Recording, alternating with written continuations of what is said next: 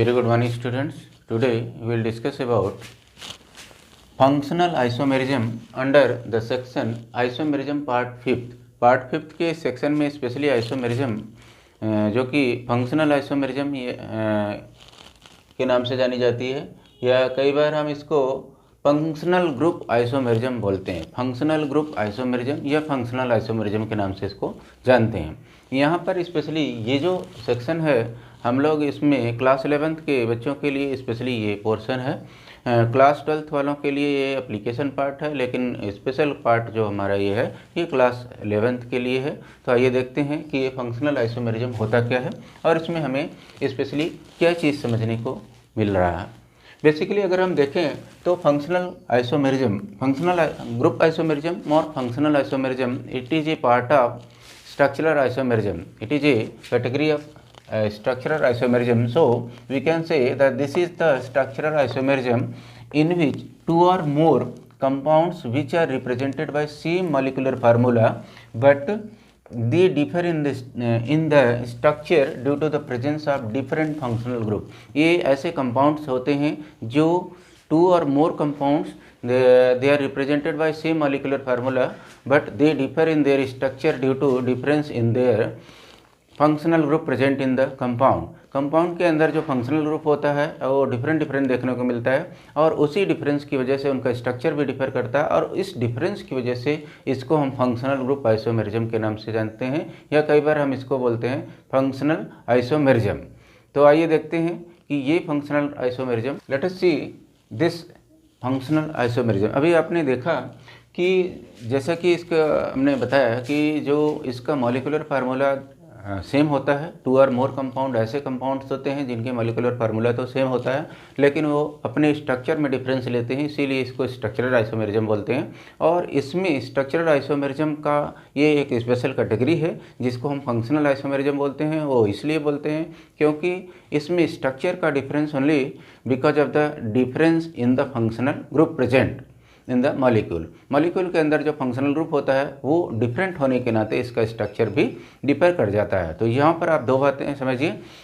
एक तो ये समझना है कि फंक्शनल ग्रुप क्यों कहते हैं, फंक्शनल ग्रुप आइसोमेरिज्म क्यों कहते हैं, कि because of difference in functional group the structure is deferred. तो स्ट्रक्चर चूँकि डिफर कर जाता है इसलिए ये स्ट्रक्चरल आइसोमेरिज्म भी कहा जाता है। तो स्पेशली अगर हम देखें तो ये स्ट्रक्चरल आइसोमेरिज्म की कैटेगरी है जिसको हम फंक्शनल ग्रुप आइसोमेरिज्म या फंक्शनल आइसोमेरिज्म के नाम से जानते हैं। आइए एग्जाम्पल के जरिए समझते हैं कि सेम मॉलिक्यूलर फार्मूला होते हुए भी डिफरेंस इन स्ट्रक्चर कैसे होता है because of the presence of functional group. Let us see the example number 1. See the molecular formula C2H6O. This is a molecular formula and this molecular formula can be written in two ways. One is like this. This is containing ethereal group. Ether, it is a type of ether. आप देख रहे हैं यहाँ पर CH3O CH3 ये लिखा हुआ, ये एक्चुअली ईथर ग्रुप कंटेन कर रहा है। यहाँ पर ईथर ग्रुप जैसा कि आपको पता है कि COC यहाँ पर होता है, तो ये ईथर होता है हमारा। तो इथेरियल ग्रुप प्रेजेंट होने के नाते ये इसको हम मेथॉक्सी मीथेन के नाम से जान रहे हैं और मॉलिक्यूलर फार्मूला इसका C2H6O है।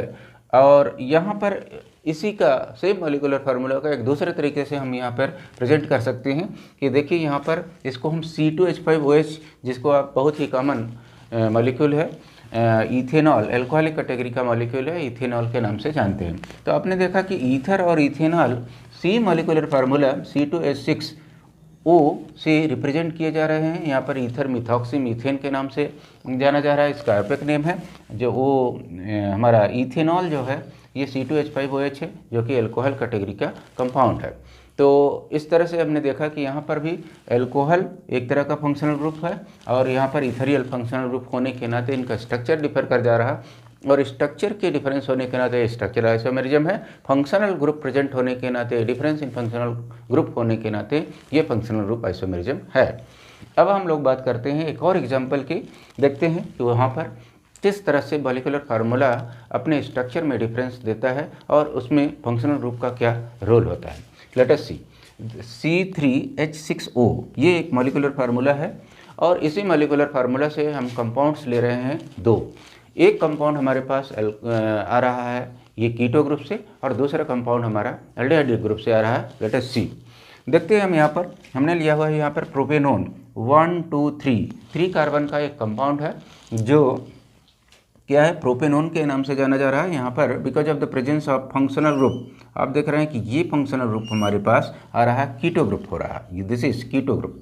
अब कीटो ग्रुप जैसा कि आपको पता है, कीटो ग्रुप जो होता है कई बार हम ऐसे लिखते हैं और कई बार हम इसको ऐसे तरह से दिखाते हैं कि ये डबल बॉन्ड यहाँ शो कर देते हैं और हम इसको ऐसे लिख देते हैं कि ये कीटो ग्रुप है। और बेसिकली यहाँ पर ये डबल बॉन्ड से ओ अटैचमेंट जो है, ये ओ से अटैचमेंट है और ये दोनों जो लाइनें हैं ये एक इसके एंड पर एक कार्बन, दूसरा कार्बन ये है जो कि यहाँ पर आपको दिखने को मिल रहा। तो इस तरह से ये एक तरह का कीटो है, CH3 C double bond O CH3, ये कीटोन है। कीटो ग्रुप के प्रेजेंट होने के नाते इसका स्ट्रक्चर डिफर कर गया। जबकि अगर आप देखें तो 1 2 3 C3H336O, C3H6O इसका मॉलिक्यूलर फार्मूला है। वहीं पर हम दूसरा कंपाउंड देख रहे हैं जो कि स्ट्रक्चर में डिफरेंस शो कर रहा है because of the presence of aldehyde group. ये एल्डिहाइड ग्रुप की वजह से डिफरेंस दे रहा है। देखिए यहाँ पर भी सेम मॉलिक्यूलर फार्मूला है, 1 2 3 कार्बन एंड 3 2 5 और 6 O। तो C3H6O यह भी मॉलिक्यूलर फार्मूला तो सेम है, लेकिन स्ट्रक्चर इसका डिफर कर जा रहा है। इसको हम बोलते हैं प्रोपेनल। तो ये एक तरह का एल्डिहाइड है। तो बिकॉज ऑफ एल्डिहाइड ग्रुप आप यहाँ पर देख रहे हैं कि ये वाला जो ग्रुप है this is aldehyde group. Aldehyde group present होने के नाते इसका स्ट्रक्चर यहाँ पर डिफर हो जा रहा है। फंक्शनल ग्रुप प्रेजेंट होने के नाते फंक्शनल ग्रुप आइसोमेरिज्म, स्ट्रक्चर में डिफरेंस होने के नाते स्ट्रक्चरल आइसोमेरिज्म ये बोला जाता है। आइए एक और एग्जाम्पल लेते हैं जहाँ पर हम ये देखते हैं कि हमारा जो कंपाउंड है, यहाँ पर आप देखिए 3 कंपाउंड यहाँ पर हमने लिया हुआ है, 3 कंपाउंड्स हैं। These are 3 compounds, they all are represented by same molecular formula that is 1 2 3 4 C4H। देखिए यहाँ पर कितने हो रहे हैं, 1 2 3 3 6, तो ये हो रहा है दिस इज C4H6। इसका जो मॉलिक्यूलर फार्मूला है दिस इज C4H6 C4H6 से रिप्रेजेंट किया जाने वाला ये मॉलिक्यूलर फार्मूला कई तरह से लिखा जा सकता है depending upon the functional group present. यहाँ पर इसका स्ट्रक्चर डिफर कर जा रहा है। देखिए यहाँ पर ये फर्स्ट हमने यहाँ पर शो किया हुआ ब्यूट 1 आइन कैसे हो रहा है। यहाँ पर देखिए, यहाँ से अगर हम नंबरिंग करते हैं कार्बन का, दिस इज 1 2 3 4, तो फर्स्ट कार्बन जो है वो यहाँ से आप देखिए कि फर्स्ट और सेकंड के बीच में ट्रिपल बॉन्ड है। तो इस तरह से ये एल्काइन कैटेगरी का कंपाउंड हो गया। वहीं पर अगर हम देखें सेम मॉलिक्यूलर फार्मूला पर ये दूसरा कंपाउंड हमारे पास देखने को स्ट्रक्चर में डिफरेंस शो करते हुए दिखाई दे रहा है। This is 1 2 3 4, this is buta 1 3 diene. तो डबल बॉन्ड होने के नाते ये एल्कीन कैटेगरी का कंपाउंड है और ब्यूट 1 3 डाइईन बोला जा रहा है ये। तो यहाँ पर देखिए स्ट्रक्चर का डिफरेंस यहाँ देखने को मिल रहा है और यहाँ पर ग्रुप भी चेंज हो गया। पहले वाले में आपने देखा था कि वो पहले वाले में आपके पास क्या था, एल्काइन का कैटेगरी था, अब आपकी बार में हमारे पास एल्कीन हो गया। अब नेक्स्ट ले रहे हैं वही एल्कीन का, लेकिन स्ट्रक्चर में डिफरेंस, पोजीशन में भी डिफरेंस होने की वजह से ये देखने को मिल रहा है।